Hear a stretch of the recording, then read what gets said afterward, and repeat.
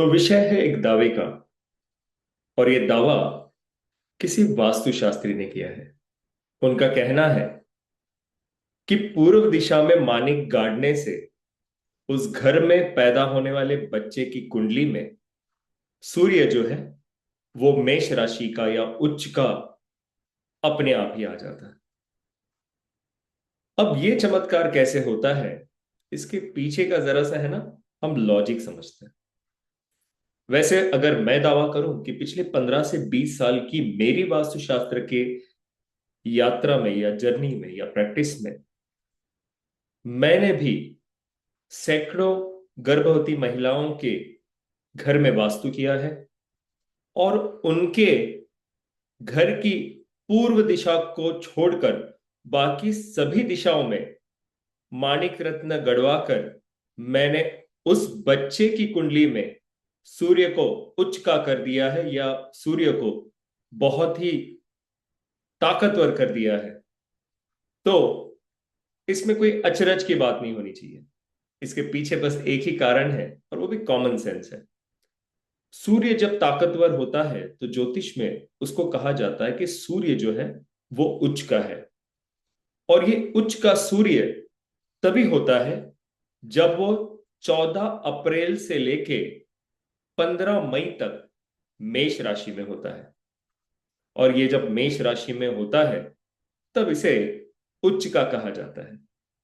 अब मान के चलिए, आपको पता है कि कोई महिला है जिसकी गर्भवती महिला है जिसकी डिलीवरी अप्रैल मई के बीच में, यानी अप्रैल के सेकंड हाफ में, यानी 15 तारीख के बाद और मई के पहले 15 दिनों में होने वाली है।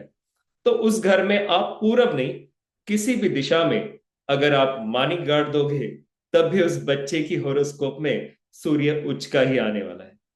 तो ये जो दावे है, ये जो बकवास की जाती है कि यहां गड़वा देंगे तो कुंडली में ये ग्रह यहां स्थापित हो जाएगा, वास्तु में ये कर देंगे तो कुंडली में वो हो जाएगा, वास्तु में ग्रहों की ये रेमेडी कर देंगे तो कुंडली का कोई भी प्लैनेट कुछ बिगाड़ नहीं सकता। लेकिन ऐसा दावा करने वाले लोगों के घरों में माणिक पूर्व दिशा में गड़वाते गड़वाते इतने बिजी हो गए कि वो अपने जीवन में अपनी कुंडली के सूर्य को उच्च करना भूल गए। और ऐसी कानूनी प्रक्रिया में वो अटके कि 1.25 से 1.5 साल तक वो जेल में रहे, खुद को बाहर नहीं निकाल पाए। तो ये जो दावे जब होते हैं, मेरा जो मुंबई में रियल एस्टेट का पॉडकास्ट हुआ है उसमें भी मैंने कहा है कि पैसे के मामले में अगर इस महाराष्ट्र में नहीं, इस भारत में अगर किसी वास्तुशास्त्री ने कमाल के पैसे कमाए हो, अथाह पैसे कमाए हो, जबरदस्त तरीके से अगर पैसे बनाए हो, तो आपको एक ब्रांड शायद याद नहीं होगा। उसका नाम है सरल वास्तु। इस सरल वास्तु के जो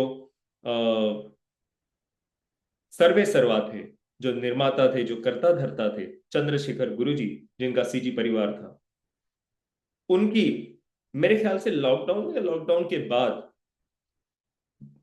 स्टैप करके, चाकू घोप कर उनको मार डाला गया। तब तक मारा गया उनको चाकू जब तक उनकी जान नहीं निकली। सोचिए, दुनिया को वास्तु सिखाने वाले, दुनिया का वास्तु करने वाले, वास्तु करके दुनिया की समस्याओं को हल करने वाले, ये सभी बड़े बड़े सो कॉल्ड 100, 200, 500, 1000 करोड़ वाले ये जो फ्रॉड्स हैं, जो खुद को वास्तुशास्त्री कहते हैं और दावा भी करते हैं कि इस भारत देश के वो नंबर 1 वास्तुशास्त्री है। तो ऐसे सभी वास्तुशास्त्रियों की जो पोल है वो तब खुल जाती है जब उनके साथ कोई ऐसी घटना हो जाती है जो लोगों के दृष्टिकोण से, समाज के दृष्टिकोण से अप्रिय हो।